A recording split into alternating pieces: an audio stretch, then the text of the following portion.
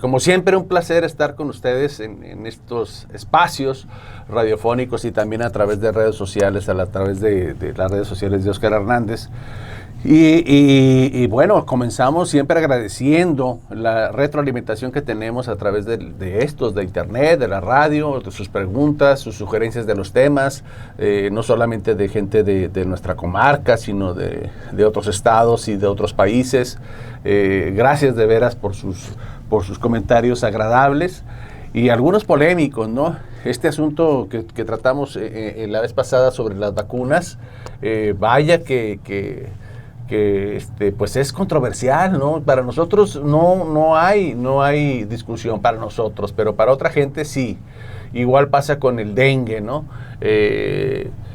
Hay unas, a veces, corrientes, por llamarlo de alguna manera, en donde se piensa que todo es un invento de la parte médica, ¿no? El dengue, las vacunas, los fármacos, etcétera, como si fuera todo un contubernio farmacéutico y de vacunas. Pero en fin, todo el mundo tiene derecho a opinar como quiera. Y eso es una realidad, ¿no?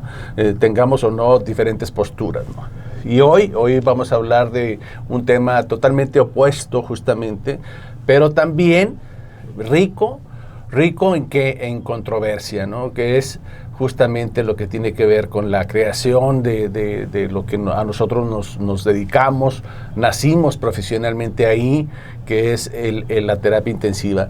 La terapia intensiva, como usted lo sabe, tiene como objetivo principal la atención del paciente grave, que está críticamente enfermo. Generalmente son pacientes agudos o hiperagudos en su enfermedad, y que técnicamente o teóricamente son recuperables. Eso es lo que es la esencia de la unidad de terapia intensiva que usted escucha en todo el mundo. Y cuando escucha, oye, a mi papá lo metieron a terapia intensiva, si está en terapia intensiva es porque ese paciente tiene probabilidades de recuperación, de sanación. Entonces, esos dos criterios son muy importantes, que tenga una enfermedad grave y que sea recuperable. Sin embargo,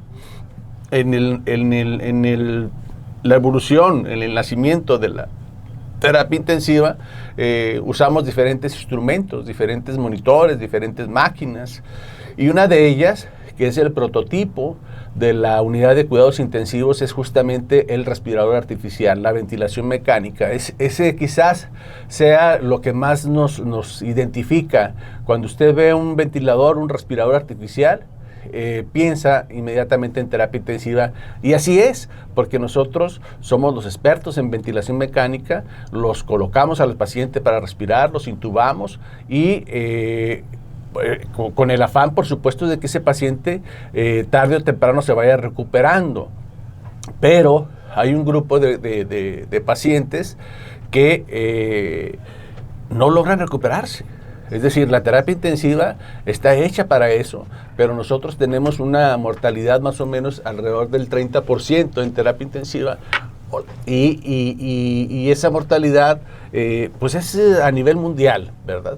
Entonces, en esa estancia, en esa evolución que nosotros tenemos de los pacientes, hay pacientes que se recuperan, por supuesto, y otro grupo de pacientes que no logran recuperarse.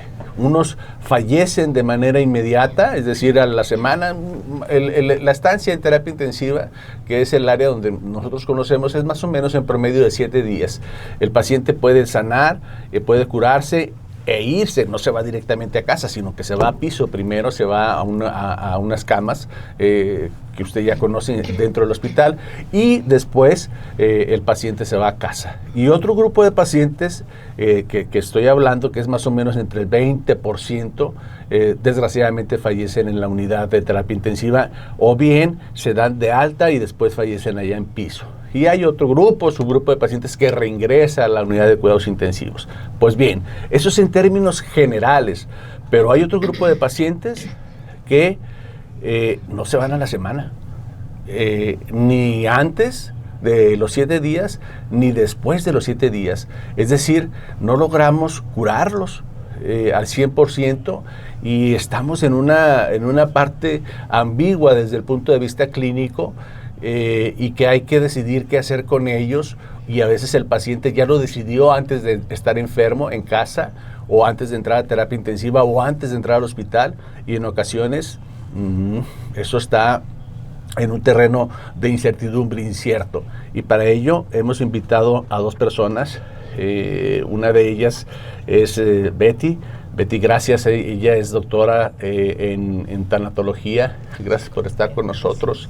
Gracias por acompañarnos. Y por supuesto también a otro invitado que siempre hemos tenido aquí, lo hemos recibido con mucho cariño, que es Bernabé, médico anestesiólogo. ¿Qué opinan ustedes de este asunto de los pacientes que están entre azul y buenas noches, que no terminan por aliviarse, y que algunos los manejamos en terapia intensiva, otros en piso y otros hasta en casa?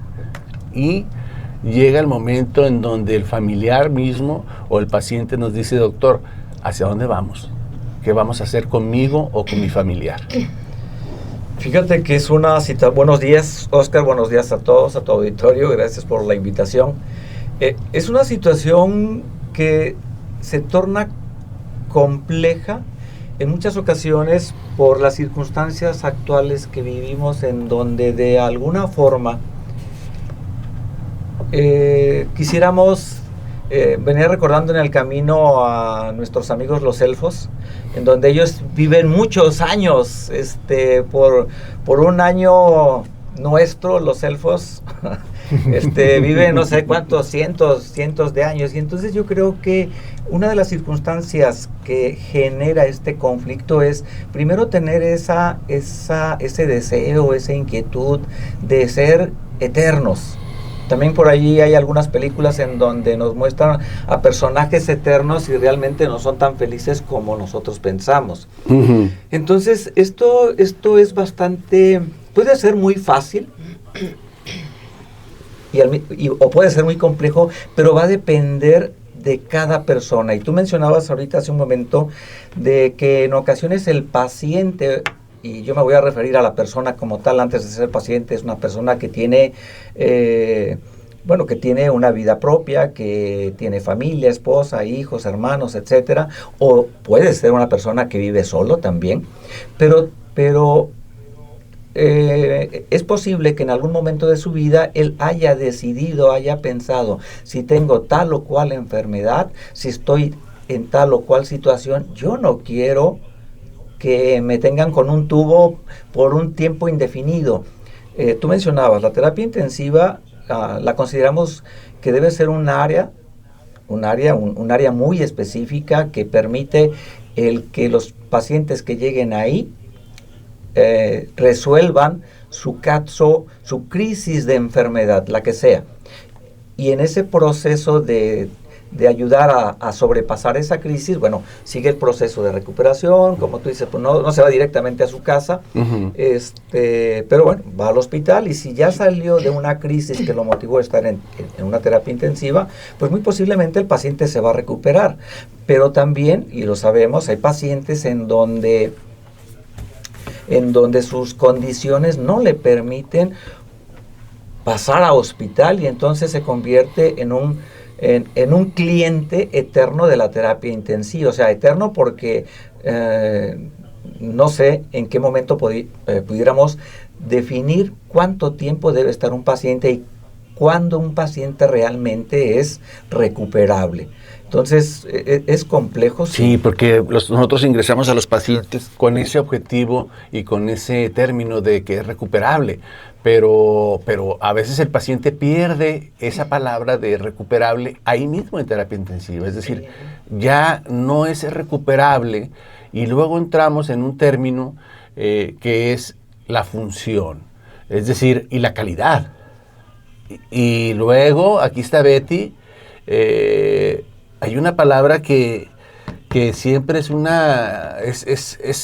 tan amplia como uno quiera ampliarlo, y significa y simboliza muchas cosas para los pacientes. Es decir, nosotros tenemos un paciente que puede ser funcional, que puede ser hasta joven, pero ¿qué tan digno es permanecer todavía en terapia intensiva en esas condiciones? Buenos días, Oscar, y gracias por la invitación también, y saludos a tu auditorio. Fíjate que ahorita que te escuchaba yo desde tu introducción y de el comentario de Federico, y que tú te refieres al paciente y el paciente es el que nos pide, yo, la experiencia de más de 30 años ahí en el hospital y el trabajo y contacto con tantas especialidades, sabes, creo que a mí me gustaría darle como un pequeño giro a tu visión del paciente, y es, el médico muchas veces no sabe cuándo parar, ¿sí? Y hay un paliativista español que me gustó mucho su postura, él es oncólogo y dejó la oncología en un momento dado para dedicarse a la medicina paliativa. Y dice que mientras los médicos sigan tratando la muerte como una enfermedad, ¿sí?, va a haber esta situación de en dónde y hasta cuándo, porque en realidad una gente que se va a morir, que tú como médico, como especialista sabes que no es recuperable, no solo en la terapia, sino en cualquier lado. En cualquier lado, ¿verdad? Sí. Es el trato, el manejo, el apoyo, el acompañamiento debe ser muy diferente, ¿sí? Y a veces nos olvidamos del protagonismo del paciente. El médico, pues, hace su chamba, salvar, dar calidad de vida, apoyar su ciencia, sus conocimientos ahí. La familia quiere apoyar para que le rescaten a su familiar. Y el protagonista de esta difícil historia que se genera día a día en los hospitales con la salud, pues es la persona que está en este proceso. Y morir es un proceso único, individual e intransferible. Tú puedes tener el más cuate que quieras, y no le vas a poder decir, échame la mano, en esta ocasión, vívelo por mí. Pues no se puede. Entonces creo que desde ahí es como partir desde una visión diferente. Bueno, yo no soy médico, soy psicóloga clínica, y también tengo esta visión y esta experiencia en el hospital. Y fíjate, hablando de esto, el otro punto que a mí me parece también muy padre es nadie, y lo sabemos, y es como un punto trilladón, nos enseña a vivir que la muerte es parte de nuestra vida y que podemos morirnos aquí, ahorita, al ratito, en 5 minutos, el más sano, ¿sí?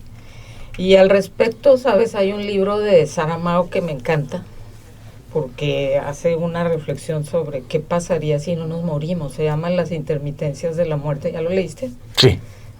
Ajá. Sí, Saramago, pues es premio Nobel, ya falleció, escritor portugués, y habla sobre eso, sobre las intermitencias de la muerte, sobre fenómenos de pandemias, ¿verdad? La ceguera, etcétera, ¿no? Y cómo se ve la visión, cómo se ve la vida, o se vive la vida desde diferentes ángulos, desde ser el paciente, el único paciente que ve y el único paciente ciego, etcétera, en fin, diferentes enfoques. Pero yo les pregunto a ustedes, como tanatólogos, como médicos, etcétera, entiendo tu punto de vista, Betty, en el sentido de cuándo parar, ¿verdad? Con los médicos, sobre todo de terapia intensiva, que nos gusta invadir a los pacientes en ese afán de recuperarlos. Pero yo les pregunto también, en el otro extremo, ¿no nos estamos dando por vencidos antes de tiempo? En el sentido de, todos vamos a morir. Pues, ¿para qué invertirle dinero? ¿Para qué invertir recursos? ¿Para qué meterlo a terapia intensiva? A lo mejor ni se va a recuperar, hombre.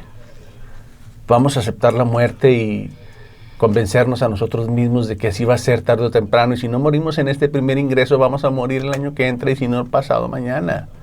Entonces, ¿para qué estar luchando contra la muerte? ¿No nos estaremos dando por vencidos antes? Yo creo que no nos damos por vencidos.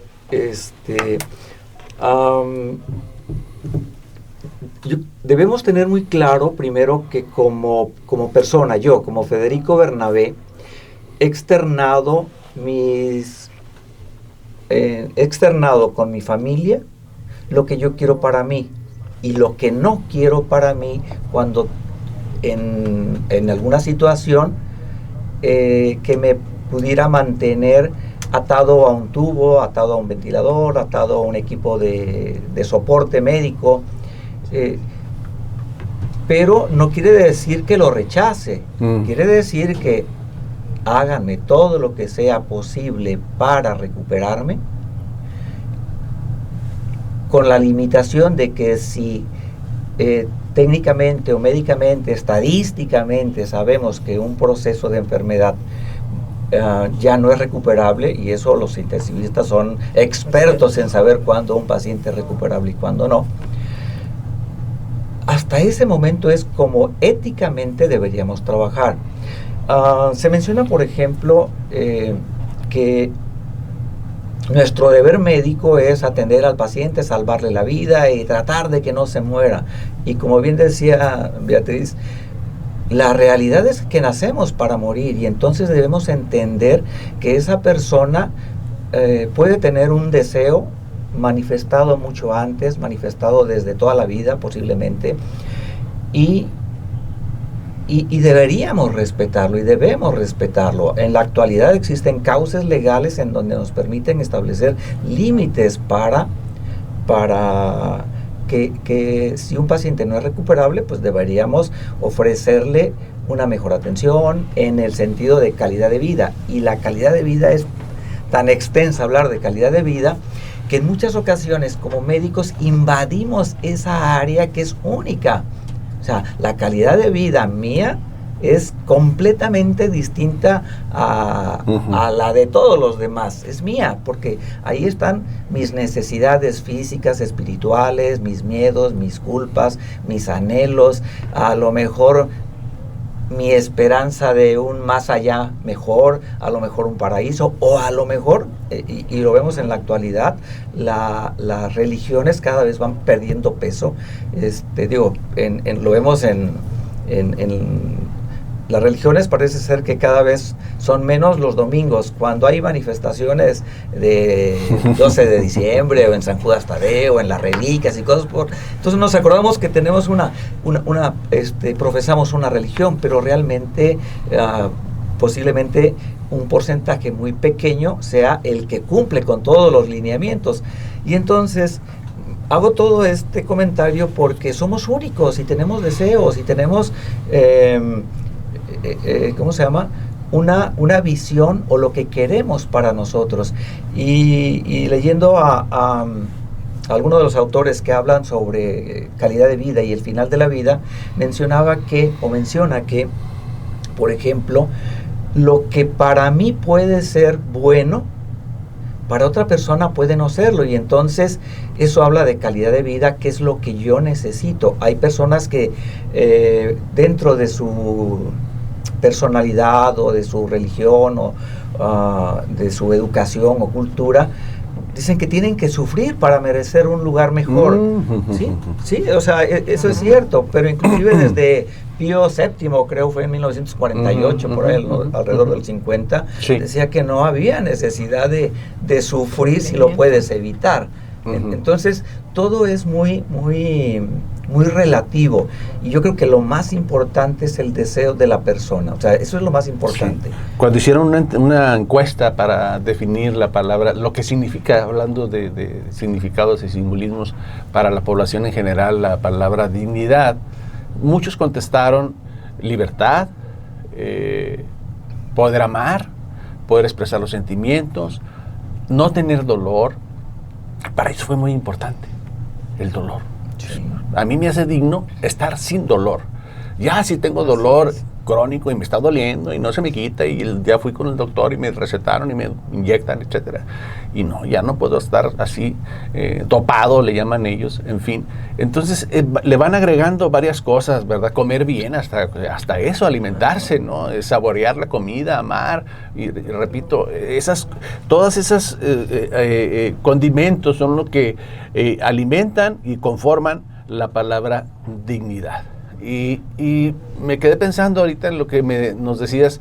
Para nosotros los médicos a veces es relativamente sencillo decir qué médico es recuperable, qué paciente es recuperable y qué persona no es recuperable, ¿no? Pero en la práctica, Betty, cuando nosotros hacemos eso, sobre todo en instituciones públicas, y decimos que el paciente se va a dar de alta porque ya no es recuperable. Uf, La familia va se nos arma, Así es. se nos arma un lío. Nos quieren hasta golpear. Sí. Oh, no, ¿cómo me lo va a dar de alta, doctor? Si para eso lo metí a terapia intensiva. Para eso lo metimos a terapia intensiva. Para eso lo trajimos de Chihuahua, de Durango, etcétera. Para que ustedes lo curen. ¿Y cómo me está diciendo que usted lo va a dar de alta? Porque, ya entendí, porque es irrecuperable, porque no hay nada que hacer. No, hay un enfrentamiento de criterios ahí entre el familiar y el médico. ¿Qué hacemos? Mira, eso es la dificultad de trabajar en equipo multidisciplinario. Yo eso lo fui aprendiendo ahí en el hospital. El trabajo con las familias es muy importante en ese sentido, justamente, que es importante enseñarles cuál es la evolución, el estado y la situación de su familia. La gente tiene miedo de hacerse cargo de sus pacientes y se los llevan mal o graves o terminales y luego te preguntan, ¿y si se me pone mal, qué hago? Sí. Y es muy difícil como explicar o decirles, es que ya va mal, ya va deteriorado, ya va terminal. Y sabes, creo que a veces una dificultad que yo encontré en muchas ocasiones, Oscar, era como la poca claridad de los médicos para hablar de una realidad de sus pacientes. Me quedó claro durante mucho tiempo que no los enseñaban a hablar, a dar las malas noticias o hablar de las situaciones reales de los pacientes. Y eso genera una situación conflictiva ahí con las familias que efectivamente depositan en las instituciones la muerte, pues ahí ustedes háganse cargo, ¿verdad?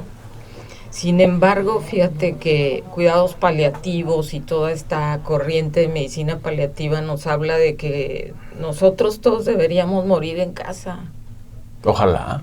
Por lo menos es un deseo particular. Pero ¿sabes mío? cuál es la fantasía? Cada vez y eso que yo soy de terapia intensiva. Sí, cada vez que yo doy una plática o la damos o hablamos y preguntamos, ¿a ti cómo te gustaría morir? ¿Qué crees que responden? No sé. Dormido. Ya. O sea, por la evitación del dolor, okay, yo creo, ¿cuántos años tienes? No, pues tengo 29. ¿Cuántos hijos tienes? Tengo un bebé chiquito. O sea, te quedas dormido y tu bebé amanece sin mamá en la mañana. No. O sea, el miedo en realidad a la muerte no es a la muerte, tal vez, bueno, es desconocida. Yo no conozco a nadie que haya ido y venido y me diga, oigan, está padre. Es como el miedo al dolor, el miedo a transitar procesos de hospital, soledad, invasiones y todo lo que significa, ¿verdad? Deterioro. Sí. Pero bueno, pues ahí se atraviesa con esta fantasía de la muerte de Sara García en su cama, con los nietos, ahí en las películas mexicanas, ¿no? Sí. Pues sí, creo que ahí puede estar la situación, ¿no? La situación de comunicación, de entendimiento, y no es fácil porque a veces, como tú dices, habemos diferentes médicos, un montón de médicos en diferentes turnos, ¿no? Mañana, tarde, noche, fin de semana. Así es. Y entonces el paciente habla con uno, el de la mañana, y le dice una cosa, y con el de la noche y le dice otra, y el de fin de semana le dice otra, y uno está enojado y el otro está muy alegre, y otro, a veces el paciente le pregunta, ¿y de qué se ríe, doctor, si me está diciendo que mi familiar está muy grave? Ah, bueno, ya como que te reubican, ¿no? En fin, pero hay una ensalada ahí de médicos con diferentes formas de pensar y de dar informes. Y del otro lado también, ¿verdad? Porque a veces hablas con la esposa, que es una profesionista, y después hablas con el abuelo, que tiene su idiosincrasia pasada, digamos, o antigua, de que quiere saber de su hijo, de su nieto. Y también son diferentes a quién le vas a dar el informe.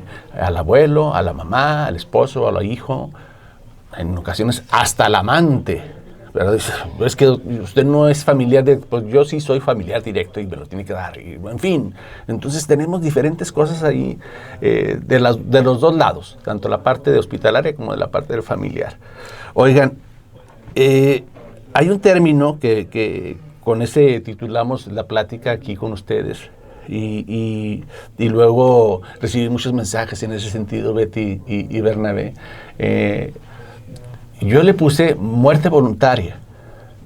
Y luego me corrigieron, entre comillas. Me dijeron, no, es suicidio. No es un pleonasmo, no es redundar mucho en eso de suicidio voluntario. Dije, caray. Me resonó, dije, no se puede suicidar uno de otra manera, pero más allá de la terminología, eutanasia, muerte voluntaria, nosotros en un momento en terapia intensiva, sobre todo en los pacientes con muerte cerebral, ¿qué hacemos con ellos? Vamos a ir a una pausa, Bernabé y Betty, médicos de anestesiología, psicología y tanatología, para que ustedes con su experiencia y con lo que saben, nos den un poco de luz en ese sentido de la muerte voluntaria, suicidio voluntario, eutanasia. Ya me perdí, ya no sé. Sí. Regresamos. Estamos hablando con el doctor Bernabé y Betty, Beatriz. Ambos son de tanatología, anestesiología y están de lleno. De hecho, tienen cursos y diplomados en tanatología. Ellos los desarrollan y en su consulta. ¿En dónde estás, por cierto, Betty? La última vez que ¿dónde estás ahora? En nuestro propio espacio. ¿Sí? En Torre Residencial. ¿Eso? Bolonia 398, esquina con Turín. Ok. Comercial, así de plano. ¿Y tú también estás ahí? Ahí mismo. Ahí está. Clínica del Dolor también, y la parte de tanatología y anestesiología y psicología. Quiero ser un poquito práctico para la gente que nos escucha, si es que se puede ser práctico en estos temas. Sí se puede. ¿Hay criterios para la eutanasia? Sí. Creo que aquí el más experto es Federico. ¿O exageré? ¿Hay criterios para la eutanasia? A ver, algoritmo, si usted reúne A, B, C y D, usted ya puede hacer. Fíjate que como tal no. Realmente no. Depende de cada persona. Somos individuales, somos únicos, tenemos nuestras propias necesidades, criterios, y lo que para un paciente o para una persona, es decir, tú hace un momento mencionabas de lo que es digno o indigno, y entonces eso tiene mucho que ver con la necesidad de cada persona. Y una persona puede decir, mi vida ya no es digna, ya no soy productivo, soy una carga para la familia, estoy lleno de achaques, ya no tengo nada más. Y yo solicito la eutanasia. Voy a hablar en términos figurados. También he tenido pacientes, por ejemplo, personas que tienen... Hay una persona que he visto a lo largo de muchos años, ella tiene ahorita 102 años, me parece. Y desde que yo la conozco, llegaba conmigo, ¿cómo estás? Bien, doctor. ¿Cómo ha estado? Muy bien, muy bien. Pues nada más las rodillas, que no me dejan caminar, pero bien. Y cuando le preguntaba, por ejemplo, de su edad, etcétera, 15 años, doctor, 15 años. Y en más de una ocasión me comentó, doctor, es que yo no me quiero morir, yo todavía tengo muchas cosas por hacer. Eso es lo que esa persona específicamente pensaba y decidía y luchaba todos los días. A los 100 años. A los 100 años. Pero hay personas que con menos edad... se les acaba lo que hay que hacer. Sí, y entonces, ¿qué tenemos que hacer? Primero, respeto a la autonomía y la dignidad del paciente. Yo creo que esas son las pautas más importantes para saber qué podemos hacer. O sea, respetar la autonomía, respetar la dignidad del paciente en base a sus deseos, a esa persona que es única y que no se parece a ninguna otra. Oye, Betty, pero ¿por qué a nosotros nos tiembla la mano los médicos? A pesar de que hay un papel, como te decía hace rato, ahí en las terapias intensivas, en donde la autoridad nos autoriza, justamente nos da visto bueno para practicar la eutanasia en caso de que el familiar la pida. Porque los médicos están ahí. Y decimos, no hombre, a ver, ven tú a hacer eso que me estás pidiendo. Los de la fiscalía no están. Entonces, ven a suspenderle el medicamento, ven a suspenderle la ventilación mecánica, ven a suspenderle la alimentación, que a veces la eutanasia también así empieza, ¿no? Nosotros tenemos la idea extrema de decir, bueno, la eutanasia empieza y termina con la desconexión del tubo o del respirador, pero a veces con no tratar al paciente, con no alimentarlo, en fin. Bueno, ¿Qué hay, Betty? Eso se mete ahí dentro de lo que es a veces negligencia médica o algo, ¿verdad? Pero bueno, mira, dos cosas, porque tú preguntabas que si había criterios para la aplicación de la eutanasia. Había un criterio que la eutanasia se aplicaba solo en la terminalidad, exclusivamente. ¿Sí? Aquí leíamos que aquí en América Latina, Colombia fue el último país en aceptar la eutanasia, Ecuador ahora en febrero 2024, ¿sí?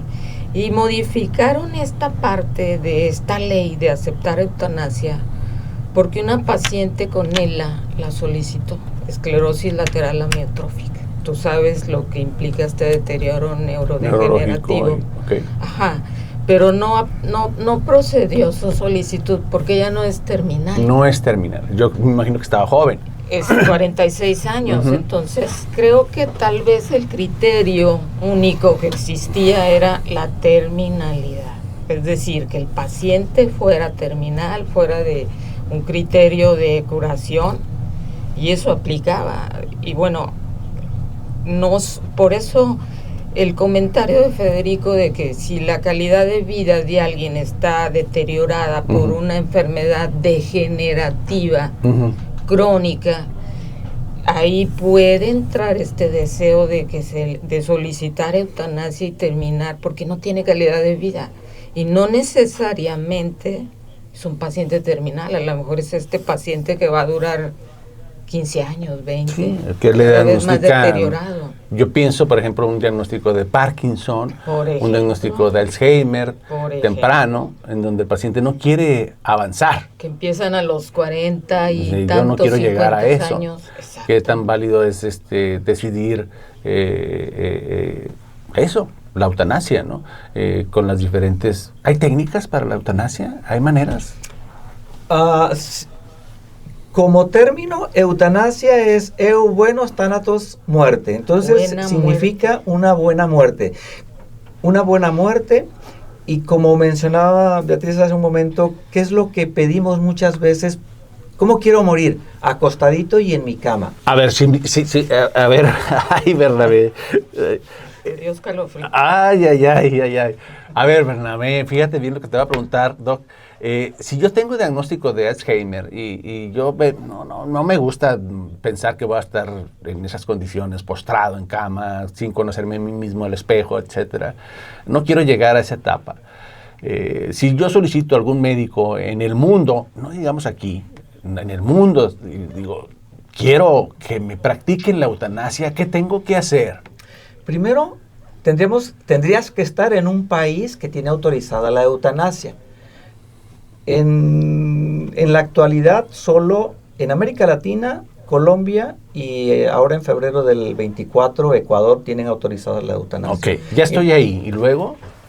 Ahora, en cada país es diferente la forma como se aborda cuando alguien solicita la eutanasia. Bueno, hay un área específica en donde si el paciente está en un hospital o es atendido por un grupo de médicos, tiene que plantear la solicitud. Y luego esa solicitud, dependiendo del lugar, pasa al Ministerio de Salud, en donde evalúan cada caso específico y determinan si es candidata a eutanasia o no. Por ejemplo, en el último caso, el de Colombia, una señora que primero le autorizaron la eutanasia y prácticamente un día antes el Ministerio de Salud dijo no, le rechazó lo que ya estaba autorizado. ¿Qué hizo ella y qué es lo que hace la mayoría de estas personas que solicitan eutanasia? Pues tienen que contratar abogados que jurídicamente y legalmente luchan, porque eso ha sido lo que ha sucedido en casi la mayoría de los países. Hay una lucha jurídica para que finalmente le sea autorizada la eutanasia. Entonces le lleva un proceso. Vamos a pensar que se la autorizaron. Ok. ¿Y luego qué sigue? Luego qué sigue. En estos países en donde se lleva a cabo existe, así como tú mencionabas, tenemos un papel que dice que nos autorizan la eutanasia en este hospital. Y el doctor Hernández está psicológicamente, ya fui evaluado por psiquiatra, y me dice, no anda mal, no está deprimido, no está loco. Puede hacerlo. Sí sabe lo que le va a pasar con el Alzheimer, conoce. de hecho es geriatra y ha visto pacientes evolucionar así y no quiere morir así. Entonces, ya estoy en el país, ya me autorizaron. ¿Cuál es el proceso técnico? ¿Para morir? ¿Cómo le haces para hacerme morir bien o cómodamente? Una de las situaciones que tú mencionabas era lo de la dignidad y el dolor. Entonces, una forma de morir es que el paciente esté sedado, esté dormido, que no se dé cuenta. ¿Sí? Eso es lo principal, que no tenga dolor. Y entonces lo que hacen es sedar a los pacientes a una sedación profunda, y luego administrarles algún medicamento que los vaya que les ocasione la muerte, pero el paciente está dormido sin darse cuenta de lo que está sucediendo alrededor. Donde ha pasado esto, por ejemplo, Colombia, Ecuador, en estos lugares, en estas dos, ahorita no recuerdo cuántas personas en Colombia, por ejemplo, que fue el primer país en Latinoamérica, han solicitado, y creo que suman como 146, bueno, no recuerdo el número, pero bueno, generalmente ha sido que el hospital tiene una área, tiene un grupo médico que se compromete a hacerlo, si alguien solicita la eutanasia, hacerlo, y están acompañados de la familia que el paciente quiere que esté a su lado en el momento de su muerte. Ahí estamos bien, Betty y la gente que nos... Está bien, yo ya logré mi objetivo. Como paciente, ya logré que como persona, ya alguien me ayudó a morir bien. Sí. Sin dolor, sedadito, en casa, acompañado por la gente que quiero y que me quiere. Pero ahora viene la otra parte. Ya se murió el que quería morirse. Pero las consecuencias para la gente que está ahí desde el punto de vista legal y administrativo, yo tampoco las quiero para ellos. O sea, yo no quiero que al médico que me aplicó lo vayan a encarcelar o que venga rápidamente el Ministerio Público para poner en duda lo que hizo, ni a mi esposa porque autorizó lo que según ellos no debió haber autorizado. Esa es la parte que tampoco me dejaría morir en paz. Yo quiero la paz de que a todos los que participaron no les hagan nada. No les van a hacer nada, sí, acuérdate que es todo un proceso y es todo un sistema, digamos, donde se autoriza la eutanasia de trabajo. No van a acusar al médico que te administra los medicamentos o lo que necesitas para dormirte en paz para siempre de homicidio, porque no está cometiendo un homicidio, está cumpliendo una voluntad bajo una norma y una ley que así lo permite, ¿sí? Fíjate que el caso que pusiste es muy interesante. Bueno, antes de adelantarme, el trabajo con la familia, yo te hablaba desde hace rato de la ventaja y la gran oportunidad de trabajar en grupos multidisciplinarios. El médico a veces aprende a trabajar solo. Y en un hospital, por ejemplo, donde tú estás, donde trabajamos, estuvimos nosotros, había psicólogos, trabajo social, enfermería especializada. Y el trabajo con las familias es muy importante también en este sentido, ¿sí? Entró la tanatología hace 29 años que trabajamos con esto, Federico y yo. No había nada, no se hablaba de tanatología, había que trabajar con las pérdidas de los pacientes, con la muerte, con las familias, y encontramos esta área y fue un área de oportunidad enorme para trabajar. El poder enseñarle a las personas con claridad y hablar con claridad de lo que les sucede a su familia, a su ser amado que está en un hospital, relaja y tranquiliza, ¿sí? Entonces, hablarlo. Mira, en una ocasión me tocó entrar a la UCIN y llegué a hacer una visita y se les cayó un chiquito en paro. Y estaba el jefe del área y todos en acción, tú sabes, no tengo que decirte qué sucede. Yo me quedé ahí afuera y salían, entraban, corrían y hicieron. Y yo veía el monitor y finalmente falleció el chiquito. No recuerdo ni siquiera cuánto tiempo sucedió. la cara de consternación, de dolor de todos porque se perdió al pequeño. Y entonces nos quedamos así, sale el jefe y me dice, Betty, acompáñame a hablar con sus papás. Y pues lo abracé a todos, nos salimos, estaban afuera los papás jóvenes. Y pues claro que nos leyeron, somos expertos en leer el lenguaje corporal. Entramos a la oficina y pues les da la noticia, empiezan a llorar y pues él mismo estaba tan afectado que le dije, yo me quedo con ella. ¿O sea, te refieres al médico? Sí, al médico. Le dije, yo me quedo con ella. Les di su espacio, me quedé esperando que me preguntaban. Después de un ratito, hablan entre ellos, yo ahí, y me dice él, doctora, nada más dígame una cosa, ¿sí le hicieron la lucha? Le dije, sí, yo estaba ahí. Te prometo, te garantizo que sí. Dijo, ok, está bien. ¿Qué más necesitamos hacer? Pues ya, lo demás ya es accesorio.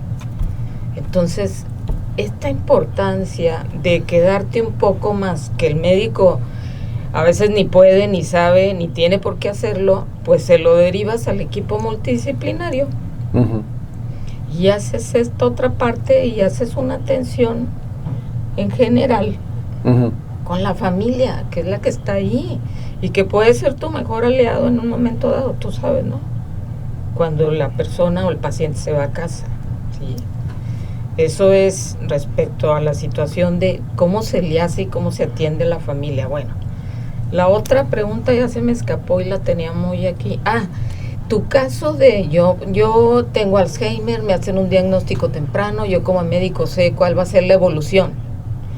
Bueno, tú sabes que primero se hará todo el apoyo neurológico posible y todo lo que tengas que hacer, tarde o temprano, el Alzheimer así es degenerativo y lamentablemente sabemos en qué termina. Creo que aquí el testamento de voluntad anticipada podría ser la mejor arma que tú podrías tener. ¿Así se llama? Herramienta, sí. Documento de voluntad anticipada, algunos le llaman testamento vital, que tú redactes y digas, yo en este momento, y esto se notaría, en este momento yo quiero, esta es mi decisión y esto es lo que yo quiero para mí, en estas condiciones que un día tendré. Y entonces es tu voluntad y esto lo hablas con la familia con tiempo. Porque tú sabes muy bien que en un momento dado un paciente con Alzheimer no va a poder tener esta autonomía que la bioética trata de defender tanto para hacer una petición.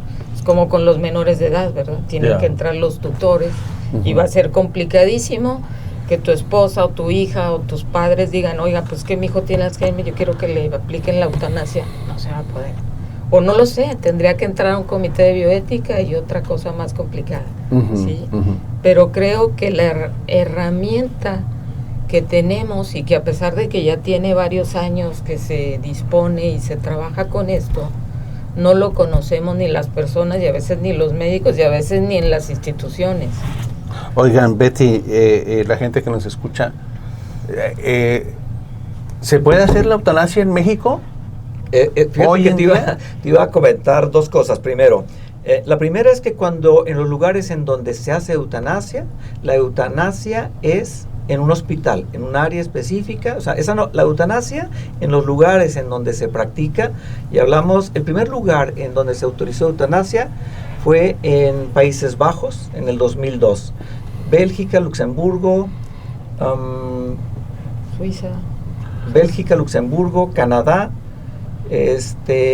Colombia, Ecuador actualmente, Nueva Zelanda y algunos estados de Australia. En Estados Unidos, en algunos lugares. Te voy a decir como dice mi cuñada, en mi último viaje a Europa, nada más seguido uno, visité Suiza y había unas casas de eutanasia, unas clínicas. Pues es que sí, toda una estructura. Era como un asilo o algo así, bueno, asilo es, uno piensa aquí los asilos latinos, así como casas antiguas. No, era una clínica muy moderna. La gente, yo lo vi por fuera, no entré, Pero para eso iba la gente, a bien morir. A bien morir. Fíjate que hay otro término que con mucha frecuencia se sobrepone o se superpone o lo podemos considerar similar, que es el del suicidio médicamente asistido, que es posiblemente esos lugares en donde no están en una clínica, pero el paciente va a morir, en donde el suicidio médicamente asistido, que yo te decía de 7 países, 8 ya, en donde se está autorizada la eutanasia. En México no está autorizada la eutanasia todavía, existe una propuesta, hay una propuesta de hace 2-3 años, avalada, bueno, la propuesta es de Morena, PRD ya no existe actualmente, Verde Ecologista, y me falta un partido político, el PRI también me parece. Sin embargo, ahí se ha quedado. Hay otras reformas que llegan y en fast track las autorizan, pero la de la eutanasia, esa ahí está propuesta, no está autorizada en México. Pero bueno, y me regreso a lo del suicidio médicamente asistido, en donde ahí el paciente solicita, igual es un proceso, se lo autorizan y entonces el médico puede recetarle, indicarle medicamentos que lo vayan que le vayan a producir la muerte, ¿verdad? Y entonces, pero lo tiene que hacer el paciente mismo. ¿Sí? O sea, él solo. O sea, sí. Está autorizado. ¿Aquí en México no, eso se puede hacer? Aquí en México todavía ¿Ni solo? No. Ay, Chihuahua. No. Fíjate. No atenta contra eso que tú dices, no lo puedes hacer ni solo, contra mi libertad de hacer conmigo lo que yo quiero. Esa... Dilema bioético. Decía, Chihuahua, pues ¿por qué? Pues si yo compro el medicamento y yo me lo inyecto, lo contrato a una enfermera que me canalice y el resto yo lo hago. Pues sabemos que sí suceden muchas cosas. Al respecto, desafortunadamente, y esto es algo que dicen los autores que hablan sobre eutanasia, es que desafortunadamente no somos capaces de hablar en forma directa de eutanasia, de suicidio médicamente asistido y algunos otros términos, y se han ido modificando con el tiempo con la finalidad de quitarle el peso y de decir es eutanasia, es suicidio médicamente asistido, etcétera. Algunas de las personas que se han dedicado a investigar sobre eutanasia en el mundo y en México mismo hacen una comparación de lo que sucede, de lo que sigue sucediendo y ha sucedido en México y en América Latina sobre todo, con respecto al aborto. O sea, el aborto no porque no estuviera autorizado legalmente, no se hacía. Entonces yo no dudo, porque eso dicen los autores, la realidad es de que la eutanasia muy posiblemente sí se realiza. No está autorizada, no está legalmente, no está autorizada ni la eutanasia en México, ni el suicidio médicamente asistido. Y ustedes dos, porque pues estamos concretando, ¿no? Ustedes dos, ¿por qué creen que no se haya autorizado todavía la eutanasia en nuestro país? ¿Cuál sería el factor o los factores principales para aquellos que están en contra o a favor? ¿Cuál sería el mayor peso político, religioso, ¿sí? Político y social? Porque desconocemos realmente en qué consiste y qué conlleva. Y fíjate que admiramos mucho a un paliativista español que es así como una de las autoridades a nivel mundial en medicina paliativa. O sea, cuando hablas de religioso estoy pensando en que Dios da y quita la vida. Así es. Eso así, yo diría que es así como con fosforescente esta cuestión. Pero, ¿qué te haría pensar por qué una persona solicitaría la eutanasia? Un paciente. Porque tiene dolor, porque ya no aguanta, porque está solo, porque ya no aguanta la enfermedad. Los paliativistas dicen que por qué vamos a autorizar primero la eutanasia en lugar de primero los cuidados paliativos. A ver, ¿me explicas más eso? Sí, cuidados paliativos es el cuidado que entra Cuando un paciente, bueno, anteriormente así se consideraba, Federico es el experto, pero yo he estado ahí a su lado aprendiendo. Antes un paciente ya no es viable, digamos, ya no se va a poder curar. Ya. ¿Y qué hacías? Lo dabas de alta y se va a su casa. Medicina paliativa entraba a control de síntomas, control de dolor, todo lo que se lleva el paciente como regalo de la enfermedad que padece. Y el médico especialista, alta por máximo beneficio. Ándale, esa palabrita. Entonces se quedaba a la deriva. Medicina paliativa entraba aquí. Ahorita, por disposiciones de la OMS, inclusive desde antes, medicina paliativa entra desde el momento del diagnóstico, fíjate. Debe de entrar desde el momento del diagnóstico para trabajar todo esto que el paciente le aqueja, porque el especialista lo va a citar cada qué, Oscar. ¿Qué te gusta? Cada 3 meses, cada 6 meses, van a ser el año que entra, ya sabemos que tiene, que ya no le puedo hacer nada, pero en este inter vive toda la sintomatología propia de su enfermedad. ¿Qué lo hace o qué haría alguien pedir eutanasia? Que ya no aguante todo esto que vive, el regalo que le dio la enfermedad. ¿Por qué en lugar de solicitar eutanasia no está en un programa de cuidados paliativos? Sí, te entiendo. Sí. Oigan, ¿quién debe de solicitar la eutanasia? En caso particular, bueno, pues supongo que el paciente o los familiares. Paciente.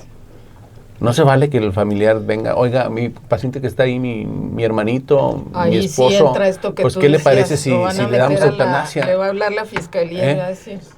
Entonces es el paciente. Sí, claro. ¿Sí, Bernabé? Sí, es el paciente. Es el O sea, paciente. yo por eso al inicio... Es que me interesa porque nos están escuchando y a veces la gente piensa, bueno, están hablando, entonces yo le voy a solicitar al doctor que le practique la eutanasia a mi esposa. No es así.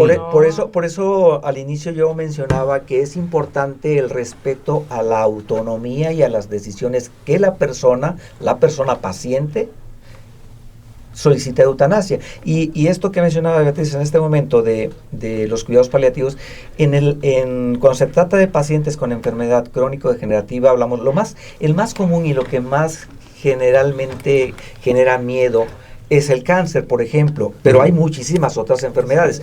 Pero la principal que ha motivado todas estas situaciones que se dan desde eutanasia, suicidio, medicamento asistido, y cuidados paliativos, generalmente los ha generado la enfermedad de cáncer, por todo lo que implica.